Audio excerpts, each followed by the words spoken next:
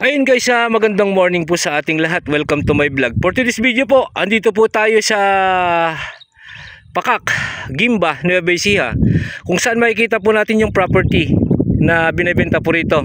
House and lot po guys, yan po yung malaking bahay. And then lot area is 2.5 hectares.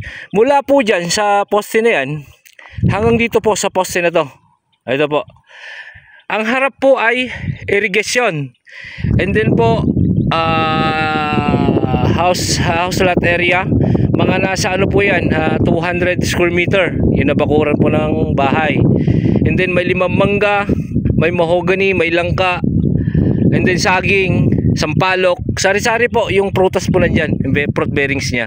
Nakabakod po siya guys, ito makikita ninyo dito sa harap, ito nakabakod dyan, may pathway. And then dito po sa harap ay may tulay siya dito sa Barangay Road. Ayan po. Ayan po yan. Diretso po yan dun sa bahay. Kasya po kahit L po dyan. Ayan, papasok po dun sa may bahay. And then mula dito sa property hanggang dun po sa Provincial Road is 300 meters.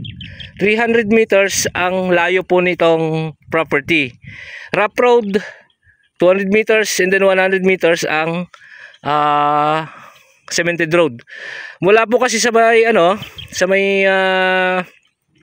Provincial Road hanggang dito is 300 meters. Ayan po, hospital, alate problema, andun po sa highway yung hospital. And then churches, and then bayan po ng Gimba is 5 minutes drive. And then bayan ng Kuya po 15 minutes drive. Ayan po. Napakaganda tong property. Bungalow house. May 3 kwarto, may CR, maluwang ang kitchen, maluwang ang salas. Papakita ko po, papasukin po natin doon sa loob mamaya. Ayan po, napakagandang property. And then po, marami pong maluwang po yung binubukid. Mula po dito sa Barangay Road. And then, Barangay Road din po yun sa dulo. Cemented po yun sa dulo. And kaya nga lang, yung nakatutok po doon is yung bukid ditong property. 2.5 hectares po ang lot area po nitong property. Ayan, buhay pa po yung pangalan, titulado, updated din po ang tax, at nasa Manila lang po yung may-ari. Ayun guys, kasama po namin yung barangay captain po na nakakasakop dito sa barangay na to. Ayun guys, papasukin ko po yung loob ng bahay. Ayun guys, dito tayo sa may sa bakuran niya. Kung saan tayo galing kanina, naka-gate sa may kalsada. And then naka-gate din dito sa may mismong bahay. Yan guys, oh. Ayan, makikita ninyo. Yung bahay papasukin po natin. Inaalis lang po yung sinususuyan kasi hindi po yung susi. And then 6 po pala yung mangga niya. Pito po. 7 mango trees. And then langka, mahogany, at more banana trees. Ayan po. Ito guys, may kubo. Natanggal nga lang po yung yung mga bubong niya. Then may deep well po ito. Deep well. Ayan, napakita ko po sa inyo. Wala tayong problema sa tubig.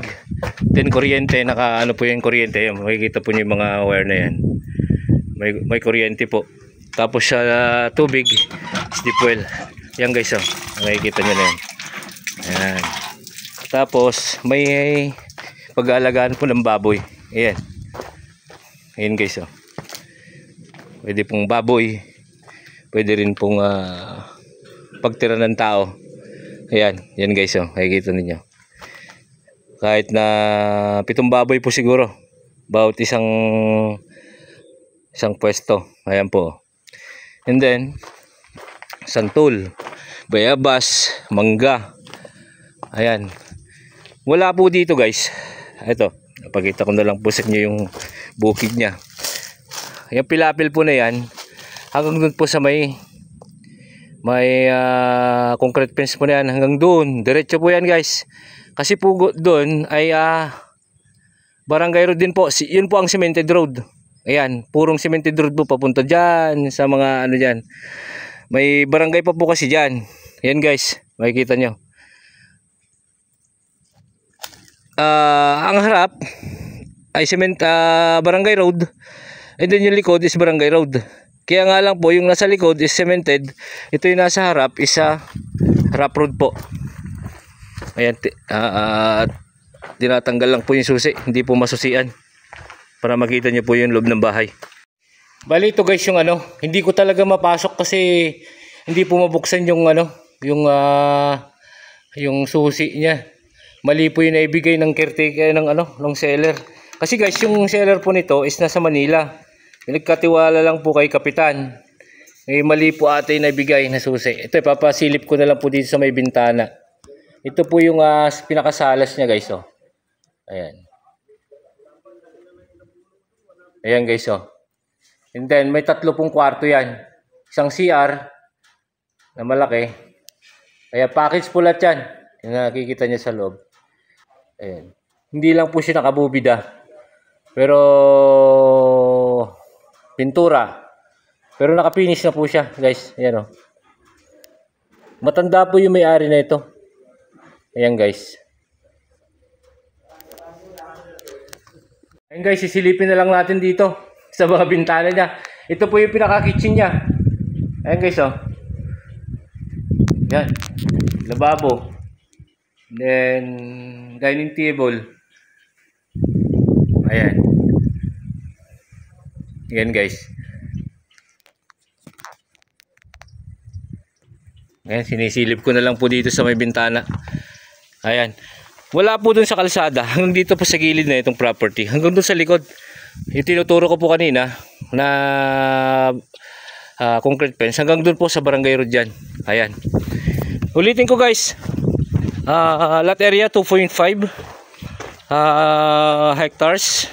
May bungalow house. May 7 mangga. Sari-saring fruit bearing trees. May langka. May buko. Ayan. And then, titulado. Buhay pa po yung nakapangalan sa titulo. Updated din po ang tax.